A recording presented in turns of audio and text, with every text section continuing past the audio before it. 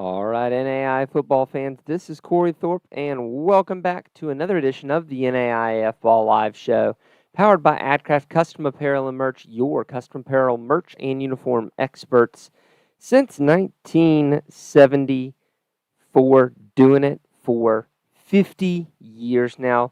Love what they do. They make a great product. NAI born and bred. They take care of everything for you so that you don't have to with their web stores.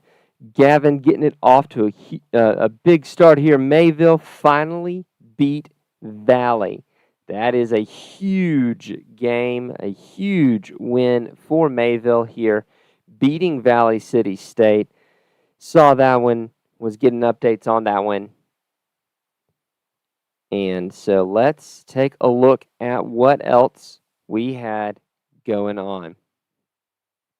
It's a big day over in Indiana as Indiana Wesleyan takes St. Francis of Illinois out behind the Woodshed. This one was never close.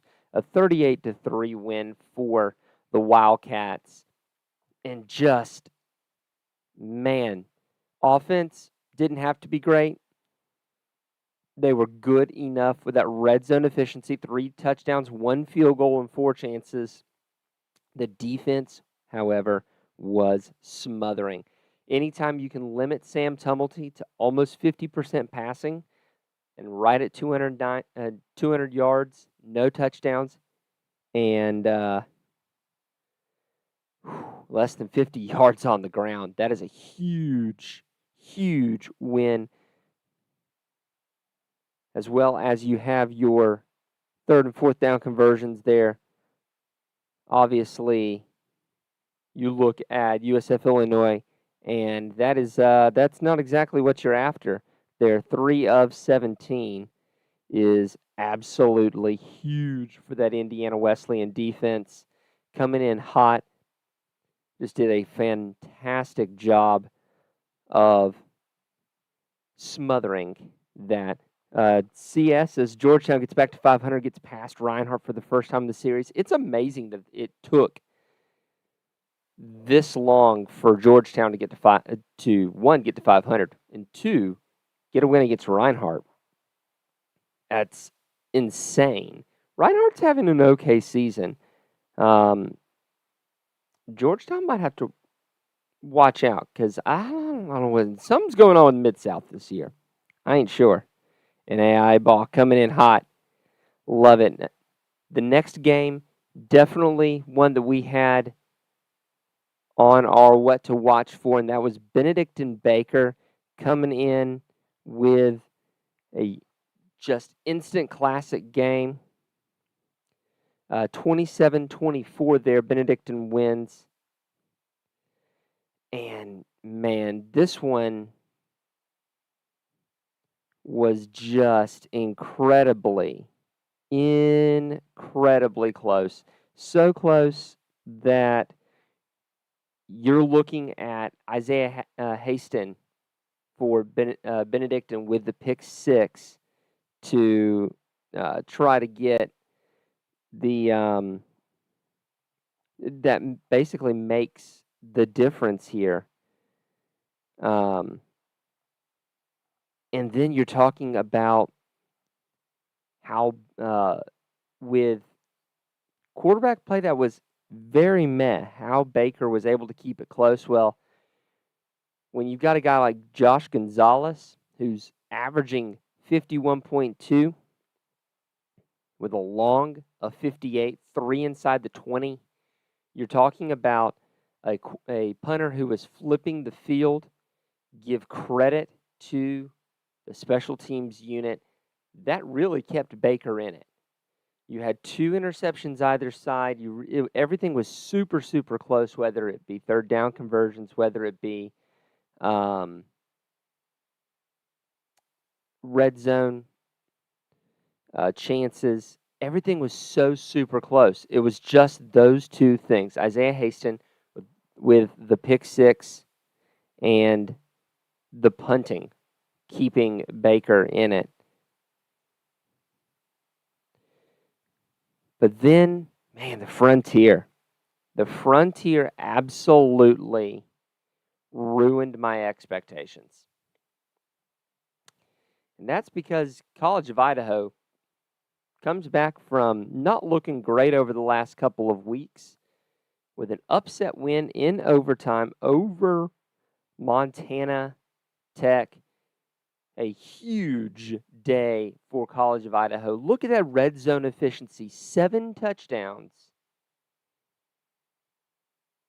That can't be right. They didn't score 49 points. Oh well, they were very efficient. That's what the box score said, and I didn't really even think about it. I'm going to say that that's going to be 6 touchdowns and a field goal in 10 chances, which is still dang good. You're talking about getting into the red zone 10 times, and that is absurd. Now, the other thing that I will draw your attention to is the fact that Montana Tech couldn't keep a hold of the ball for very long. 22 minutes and 9 seconds time of possession. Yeah, Henchman brings in, they missed 4 PAT kicks and a PAT pass. Yeah, that would be how you do that. Yeah, that would work. Math works.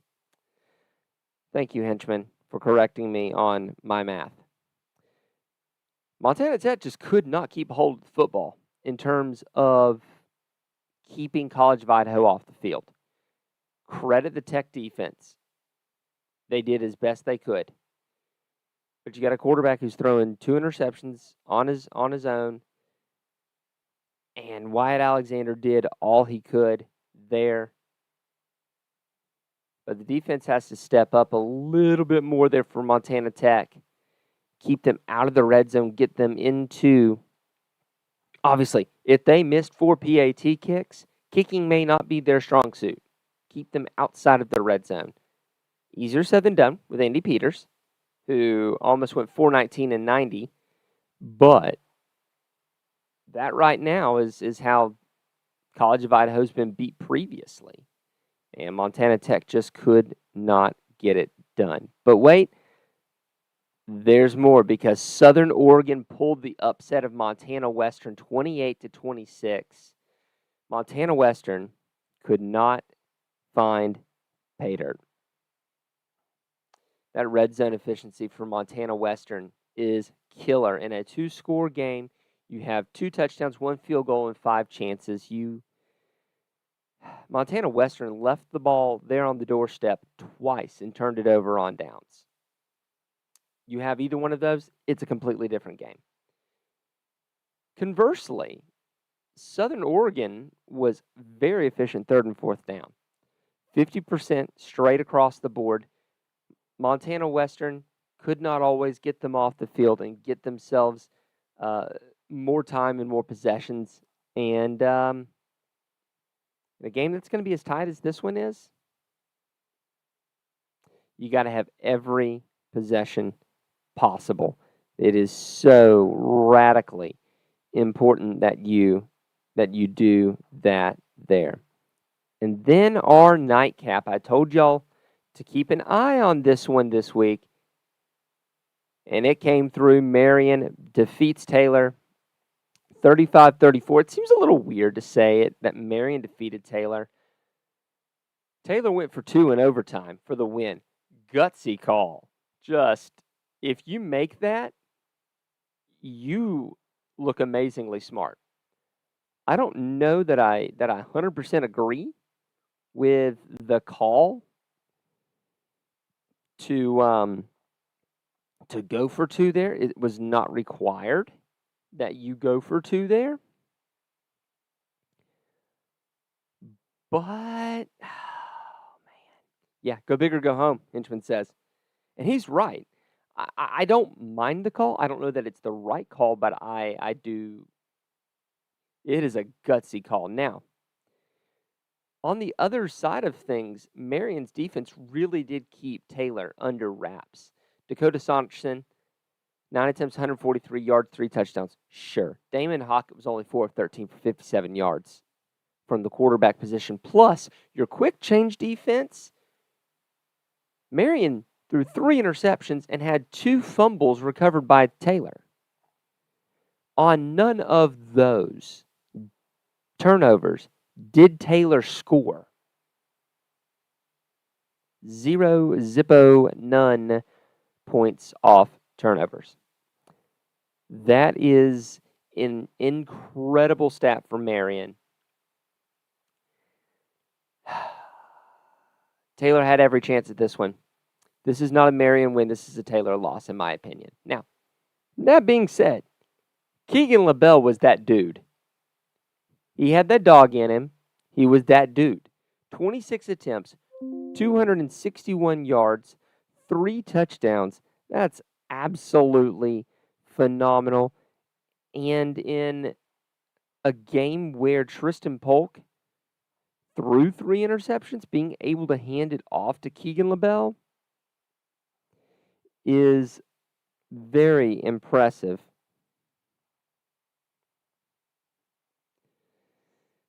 So, what do we got then in terms of our top 25? Well, before we get to that, let's talk about our friend Connor Darnell. Connor is the brains behind our look here. He is an amazing graphic design artist, and some of the brains behind NAI Ball. They've got a lot of good folks over there. Also looking for interns. So if you know anyone that's wanting to get into that, that's be a good one there to go after. But Connor provides all of the graphics for us here, and you look good, you feel good. National Bowler, what's up? Well, Culver Stockton in the house.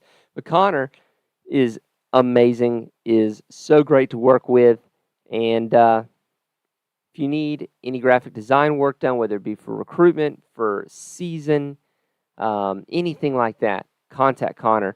He is the bomb diggity, and sending out some great swag for our players of the week this year. I know those guys are going to love to see it. But let's then get over to our top 25 media poll. A little bit of a shakeup this week. I don't know if I'd say a shakeup, a little bit of a correction here for some of the stuff that's been, I don't want to say wrong, but some of the other shakeups that had left teams a little low or high for themselves. So let's have a look. Kaiser loses a first place vote. Kind of a big deal here. That vote goes to Grandview after their win. Grandview gets at third place. St. Thomas up 1 with the with Montana Western taking the drop all the way to 8th. Obviously, you see Southern Oregon rising 9 to get up to 8. You have a tie there at 8th with Morningside. And you see a little bit of correction here. Benedictine finally getting up past Morningside, who they defeated early in the season. You now see Dort in second place in the GPAC, past Morningside. That may have been the only time this has happened in our poll, at the very least. You've got Friends of Mid-America Nazarene who have also risen. They're definitely rising up quickly. You've got a Texas Wesleyan team who is definitely making some noise here. They rose a spot. Marion dropping 2 more spots even after a win. Our voters just did not like how close this Marion team has played everyone. Montana Tech drops a little bit here, down 8 after their loss. Baker drops 7 after their loss to Benedictine, which I think that may be a bit harsh, but I think what you're seeing is College of Idaho coming up after their win, plus a correction on Evangel. And I think you'll definitely see Baker pop back up next week, especially because that was a tight one. Georgetown continues to slide a little bit, and we have another tie for 25th with Ottawa and Southwestern. Just man, it is so close here between these teams. Just to have a look, the top four are separated by 12 points. 12 points between Kaiser and St. Thomas, and we don't see a team go under 100 points until 9 teams in, which is definitely more than last week.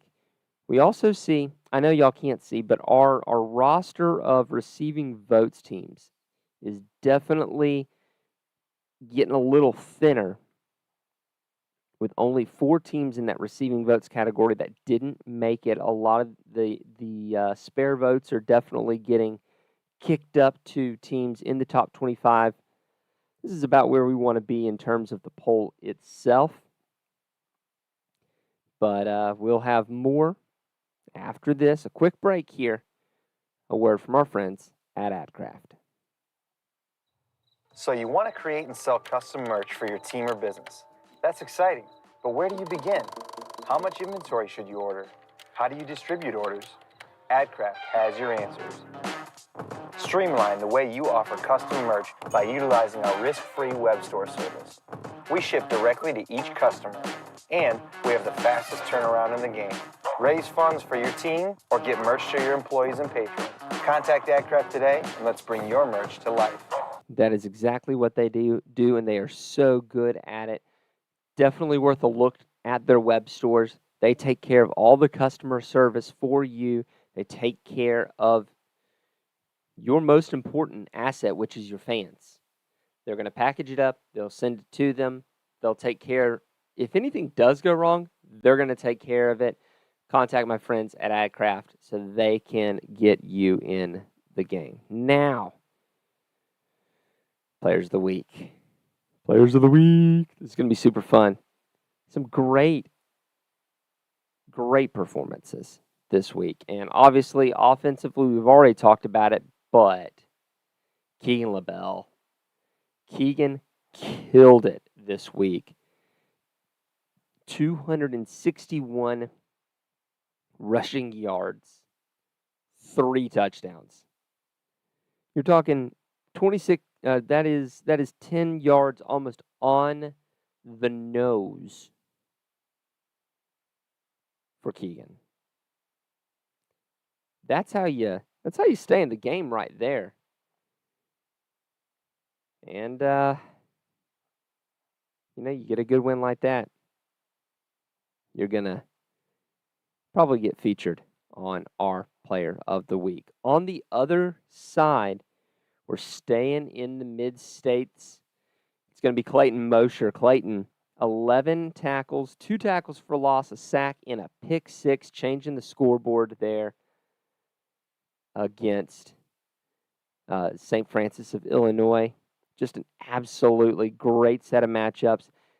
We were looking as well, and I do want to give a little bit of love to Reese Pinckney, who had 14 tackles, a half a tackle for loss, a forced fumble, an interception, and a pass breakup from his defensive back position. I really did consider that. But you know what? If you're in our Patreon, if I ever have close games like that where I'm, or close Players of the Week stats like that, that's one thing about being one of our patrons. You get to vote on things like that. Kind of let you in the process. I don't tell you who it is. I don't tell you who it is that you're voting for. Just to make sure that you're being as that you're being as even as possible. But I give you the stats and the position, and let them vote and influence my thought process. Thanks to the guys that voted in our Patreon page. Let's get to the what to watch for. It's going to be a really great week because we've got a top 5 matchup basically for the Sun Conference. Now, yes, is Southeastern having a really great year? Absolutely. Are they still in the Sun Conference race? Uh-huh. But let's be honest. Kaiser St. Thomas is the matchup we've all been waiting for. It's going to be a fun one. It's going to be at St. Thomas's place at Miami Gardens. It may or may not be raining because guess what? It's late September and there's another possible tropical storm in the Gulf of Mexico. Welcome to my life in late September and early October. Shouldn't be as bad as the last one. We've also got Indiana Wesleyan and St. Xavier facing off at noon in Marion. That's why I got the background up. How will Indiana Wesleyan bounce back after a huge win over St. Francis of Indiana? Are they going to be able to turn the page and get to St. Xavier? That's going to be the question. Because right now they've been curb stomping everyone, almost including the FCS school that they played. And then at 3, will the Frontier Conference continue to murder itself? With Southern Oregon playing at Montana Tech. I know Hinchman is going to be absolutely going crazy here about his Diggers from Butte. Just waiting for the comment. That's another good one. But honestly, Southern, for the good of the Frontier, just get someone who's going to rise to the top of the Frontier. Don't be giving me 5 teams that are like 6-4. I want that. I want a dominant team. And then it's 7, one that maybe not everyone has been able to look at and see that this one's been coming, but I've been cautiously eyeing this one to see if both could make a run at it. Campbellsville playing host to Cumberland. Now, unfortunately, because that one's at Campbellsville's place, the game will be a paid stream. That one's going to be a good game. Both of these teams have punched above their weight so far this season, and it has been an absolute treat to see what they've been doing and to work up to this game where, oh man, this one's been coming for a while. I want to look. Neither team has a loss yet. And for both of these teams to not have a loss says a lot about the growth of their team and where they are this year. So that's definitely one to watch out for. On a personal note, I want to thank y'all all, especially those who checked up on me. We were spared. God was good. Hurricane Helene. You've probably seen the news where it's just bashed the living daylights out of North Carolina and Georgia. We were one county away from getting obliterated and blown off the face of the earth, and even so, I only got internet back last night. I didn't know if I was going to be able to make the show tonight because of the lack of internet. It's amazing the things that we take for granted in 2024. So I do want to say thank you for all those who prayed, for all those who checked up on me. I appreciate y'all a whole bunch. If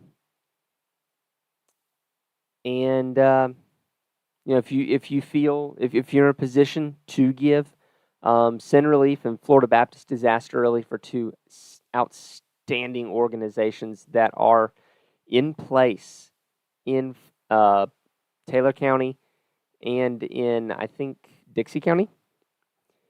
So that's that's huge, and they're doing really, really good work in Jesus' name. So appreciate all your prayers, and this one shouldn't be as bad, Chris. It's not shaping up. It's not nearly as organized. Doesn't have as much time to get organized. Speaking of Chris, Chris helps me make my transition today. Chris is one of our new patrons. We have 2 new patrons this week. Woohoo! Couple of guys who have, um, kind of been lurking around for the last few years. I'm so thankful that y'all took the plunge, Chris and Ian. Appreciate y'all so much. It means a whole lot to have this many people who are who believe in us and what we're doing. I think this is, and I'm going to go check it because obviously I'm never as prepared as I want to be. I think this is the most number, the most members, yeah. So this is the most paid members that we've ever had. We're at 38 right now. We've never been above 40. And our high previously was 33. So thank you all. It means so much that y'all believe in what we're doing.